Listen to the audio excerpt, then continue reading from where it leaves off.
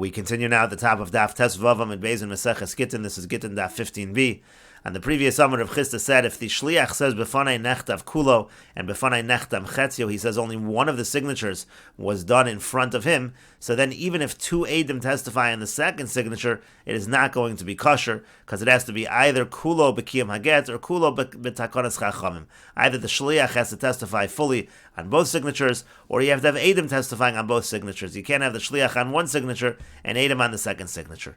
And Rava objected to this. Rava says it doesn't make sense. How could it be that if the Shliach alone testifies on the signature, it's kosher, but if you have two Eidim, it's not going to be kosher? And so therefore Rava says as follows: even if hu v'yacher me'idin al chasimas yad sheni, even if he and another person, let's say if he alone would have testified on both signatures, it's fine. But if on the second signature it's him and somebody else, so then puzzle, then it's going to be disqualified. And Rava offers a different reason. Rava says the reason is, my time, what's the reason? Asul lichlufe became shtaros di alma. Because what's going to happen is people will get confused by other kiyam shtaros, by other certification of shtaros. The kanafik nechi riva dimamona puma dechatzad. The people will get confused, and they're going to think that you can have 3/4 of the money. It can all be based on the testimony of one witness. So Rashi over here explains, in other words, if the shliach and then one other person testify in the second signature, it is not going to be kosher. Now, if the shliach alone would have been the one testifying on the second signature, even if he didn't testify that he saw the signature, but that he recognizes the signature, that would be kosher.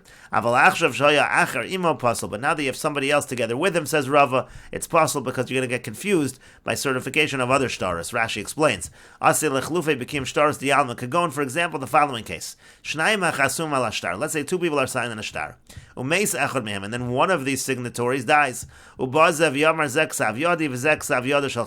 then this guy comes along, the one who's still alive, and he says, that's my handwriting, that's my signature, and that other one, that's my friend's signature. And there's another person who's testifying together with him on that second signature, on the signature of the individual who died. So we say in the second parak of Ksubas, the Eino Kiyum, that's actually not going to be a good certification. You have to have two people from the marketplace, two different people testifying on the signature of the individual who died, because otherwise, what's really happening over here is that 3/4 of the money we're relying on one person, because he's testifying about his own signature, and he's testifying half of his testimony is what's supporting the second signature. So it's his own signature is him, 50% of the second signature is also him. That's 3/4 of the document is being certified by one person. This because again, the halach is a person is believed to say this is my signature. That's already half the testimony. Now he's going to join together with somebody else on the second signature. You have 3/4 of the testimony that's through him. The Torah says you have to have two. Meaning you have to have 50% from one witness, 50% from another. You can't have 3/4 of the testimony all coming from one person. And so Rashi says, "V'gabe nami." So the same thing by get. If he says b'fanei nechtam on half, so he's believed like two people. The shliach, because he's a shliach. Now in the second signature, he's joining someone else. There he is certifying it in the normal way of kiyum shtaros. Now, of course, by get, really it shouldn't be a problem. Because really by get, the shliach alone is believed on both signatures. However, the reason why this is an issue is because people will get confused. We have a decree that maybe people will do the same thing by other shtaros, and that's why Rava says this is a problem. But the Gemara continues, Maskefla Ravashi. Ravashi asks on Rava, is there such a thing, that if he would have testified fully on the second signature, would have just finished his statement, it would be kosher. But hashta but now that one person joins him, that makes it puzzle. It doesn't make sense to say that just because there's an added person testifying on the second signature, that should make things bad.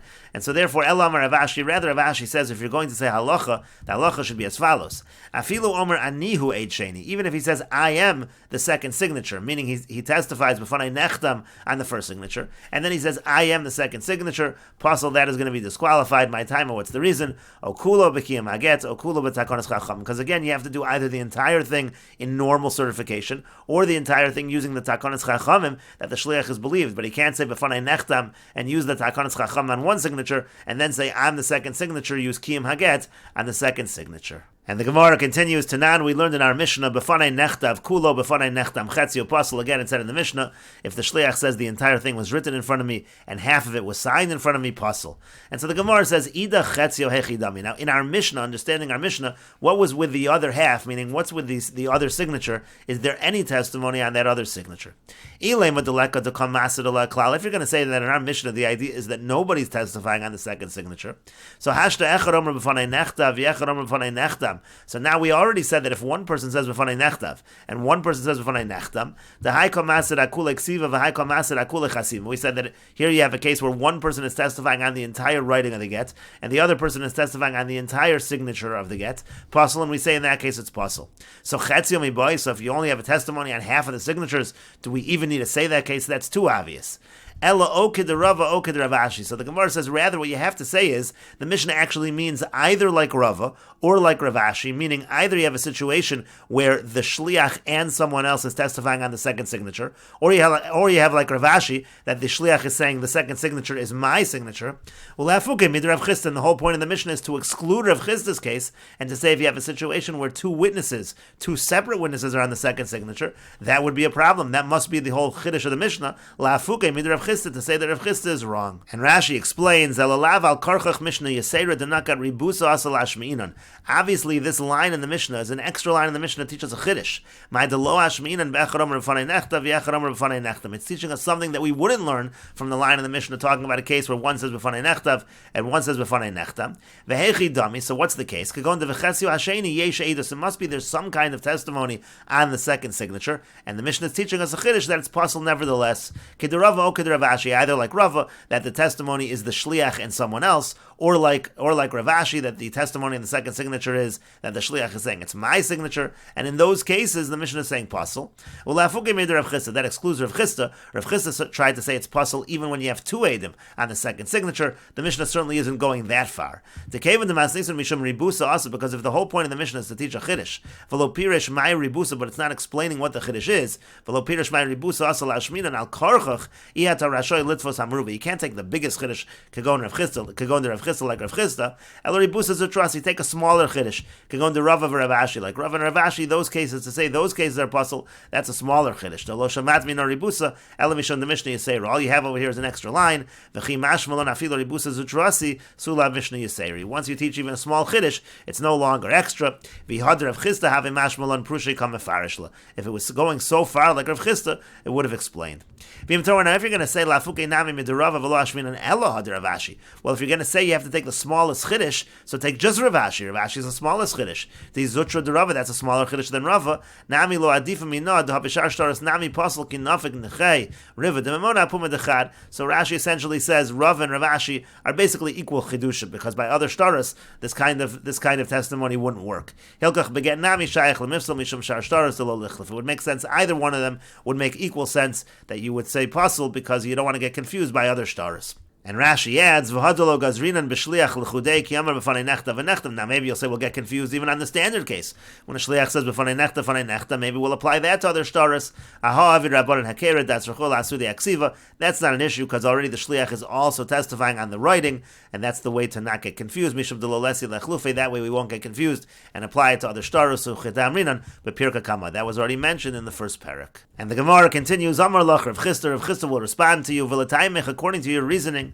B'fanei nechtav avalo b'fanei nechtam lamali. Why does the Mishnah need to have the case of b'fanei nechtav and not saying b'fanei nechtam? That seems very obvious that would be pasul. Ela lozu afzu katani. Obviously, the Mishnah is constructed in a lozu afzu fashion, meaning we're saying the obvious first, and then we go to bigger and bigger chidushim. Even this case is pasul. Even that case is pasul. So hachanami here also just say the same thing. Lozu afzu katani. That's just the structure of the Mishnah. It is obvious. It's a lozu afzu. We're saying the obvious thing first, and then we're saying the less obvious thing, and therefore therefore you can't learn anything out from the chiddush, from the extra line in the Mishnah, and it's not meant to exclude Rav Chisda, it's not meant to exclude my case. And Rashi explains with the kasha loch, Rav Chisda says that which you're bothered by listening basraisa the kol shekain kamaisa, that you could just have the later case, and it's obvious the earlier case. Lo zu avzu katani, again the structure of the Mishnah is lo zu avzu v'orcha detan. It's a normal way to knock it bereisha milsa de pshita, that first you have something obvious, v'adr mosif Allah milsa de ribusa, then you have a bigger chiddush. V'kamar hachi lo zu bilvad lo asad klal, not only in this case where there's no testimony at all on the chasima,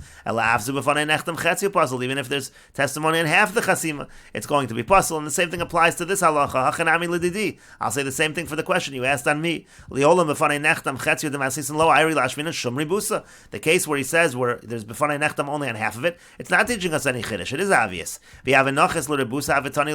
And it's true. If the Mishnah wanted chidushim, they would have said my halacha, meaning Rav Chisda's halacha.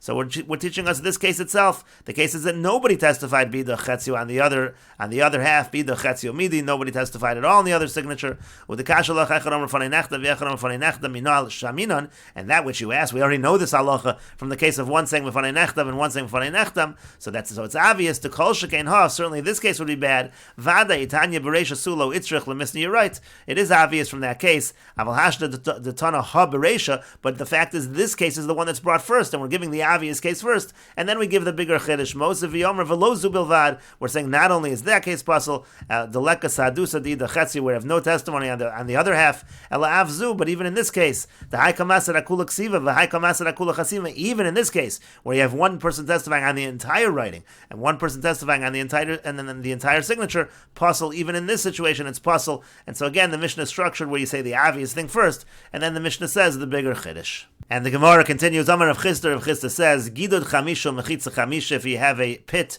and it's 5 tvachim deep, and then you have a wall surrounding it that's 5 tvachim high, ein mitzdarfen. You can't put that together to say that you have a 10 tefach wall in terms of Hilchas Shabbos to create Rosh Hashanah. Ad sheyehei okula b'mechitza okula b'gidud. You have to have either entirely a 10 tefach wall or entirely a 10 tefach pit. Rashi says, Gidud chamisha linyan Shabbos. This is halacha by Hilchas Shabbos. Devina mechitza gavo asar omak asar Rosh Hashanah. You need to have a wall either 10 high or 10 deep to create a Rosh Hashanah. That's 10 tvachim. V'im hayacharetz omak chamisha v'yikifu mechitza chamisha. Let's say you have a ditch and it's 5 tvachim deep, and then you have a wall surrounding it that's 5 tvachim high. Ein mitzdarfen lios besoch Rosh Hashanah. You can't put that wall together to create a Rosh Hashanah. V'aydi dair leil ba'okula b'kiyam haget v'chulo nakan namiha. Since earlier we had a halacha where we said it has to either be through regular certification entirely, or through the special certification by Gerisha, by a Shliach, has to be either one or the other. You can't combine. So here we bring this halacha, which is also an idea that you can't combine two separate things. And the Gemara continues, Dorash Meremar Darshan Gidud Chamisha Umechitza Hey Mitzdarfin, that again, if you have the ditch that's 5 tvachim deep and a wall that's 5 tvachim high, it actually is Mitzdarif, Ve'ilchas Mitzdarfin. The halacha is that way. The halacha is that it does join together to create the Mechitza. And the Gemara continues, Boy, Ilfa asks the following question, Yadayim Tahoros L'chatzoyin, Oein Tahoros L'chatzoyin, when you do Netilas Yadayim, so are the hands pure halfway, or are the hands not pure if it's done halfway? And the Gemara clarifies the question. Hey Chidami, what's the case? What exactly is Ilfa's question? If you're going to say that generally the shear for Netilas Yadayim is a revius of water, a quarter of lug of water, and he's asking, can 2 people use a revius of water in order to do Netilas Yadayim? But that we already learned in a Mishnah. If you have a revius of water, you can do Netilas Yadayim for 1 person, and even 2 people can do Netilas Yadayim with a revius. So it's obvious that would be tar, and that's in the Mishnah. Rather, what Ilfa is asking is, what if he washes just one hand at a time? He does one hand, and then he goes ahead and does the other hand. But that's also a Mishnah of Atanan, but we learned in a Mishnah. Let's say he does Netilas Yadayim, one the traditional way, so to speak, meaning he takes water from a vessel and pours it on his hand, and the other one he does b'shtifa, meaning to say that he puts it into a river, he sticks the other hand in a river. Rashi says, again, he takes it from a vessel and pours it onto one hand. V'achas b'shtifa, in one hand, b'nohar b'memsa, he has a river that's 40 saw, he sticks that hand in, so that would be the same thing as doing chadayade, meaning washing one hand and then another. It's the identical kind of case, and so you see that's also going to be kosher. It says in the Mishnah, Yad of Tahoros. If one benatila, one b'shtifa, so his hands are pure. So that can't be the question of ilfa either. Rather, what's happening is he's washing half of his hand at a time, meaning he's washing half of his hand, and he lets that dry, then he washes the other half of that same hand. That's how he does natilas yadayim. But they said in the yeshiva of Rabbi Yana, yadayim ain toros lechatzayin, that the hands are not pure if they're done in this halfway measure, meaning if you're going to do half of the hand, let it dry, and then do the other half, that's not going to be effective, and that was taught in the yeshiva of Rabbi Yana, so that can't be Ilfa's question either. And so the Gemara says, lo, no, tzricha, we need it, mashka tofach, that there's still moist liquid on that half of the hand. He doesn't totally dry it, and then he does the other half. And so there, you might have thought that's still good, and that's the question that Ilfa has. But the Gemara says, but the fact that there's still liquid there and it's moist, what's the difference? But we learned in a Mishnah, and Rashi explains, palga diyade ara perek have a mitzvahs natila, v'natal chatzi shir. So again, until the joint, that's the mitzvah of natilas yadayim, but he only goes halfway till that point. So therefore, if natal chatzi asher tchila, v'nagva v'chazer v'natal chatzi acher, he does half of it, he lets it dry, and then he does the other half. So that's the question. So then the Gemara explains, di'ika mashka tofach. Maybe you'll say the question is when it's still moist. When he goes and washes the other half of the hand, lo nigav harishon legamri, so the other half didn't dry. The adayin mashketofach, it's still moist, and so maybe that was Ilfa's question. But the Gemara says we learned in a Mishnah regarding that as well, and we will continue with this discussion in the next video on Daf Zayin Amud Aleph.